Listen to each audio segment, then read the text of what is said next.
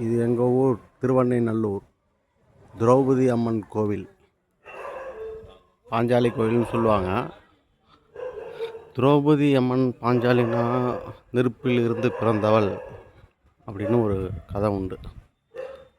பஞ்ச பாண்டவர்களில் தர்மர், அர்ஜுனன், பீமன், நகுலன், மகாதேவன் இவங்க 5 பேருக்கும் மனைவியாக இருந்தது மகாபாரத கதை.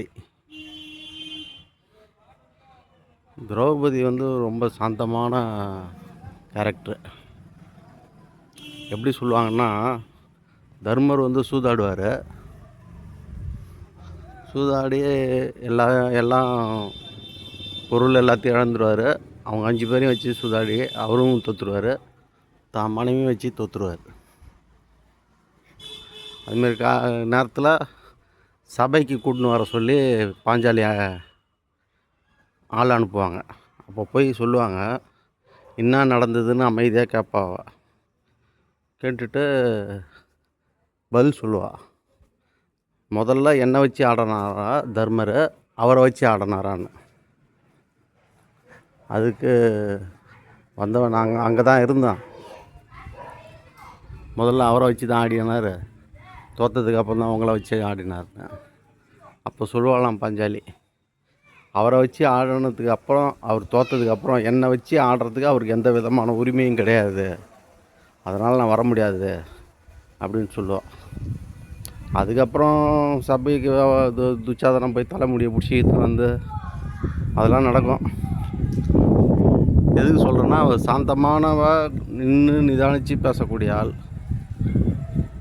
தர்மர் அவரை வச்சு ஆடினதுக்கப்புறம் பாஞ்சாலி வச்சு ஆடினது தவறு என்பது எல்லோரும் ஏற்றுக்கூடிய வாதம் தான்.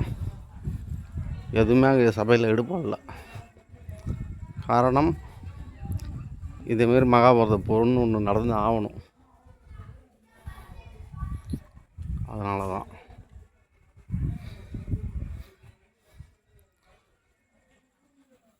கிருஷ்ணர் சூதாடும் போது அங்கே இருக்க மாட்டார். அது எதுக்கு சொல்லுவாங்கன்னா, மது மாதுலாம் கூட 50% 25% தான் தவறுன்னு சொல்லுவாங்க.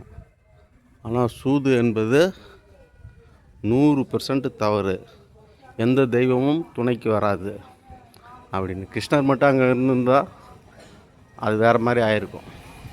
கிருஷ்ணர் இல்லை. நன்றி, வணக்கம்.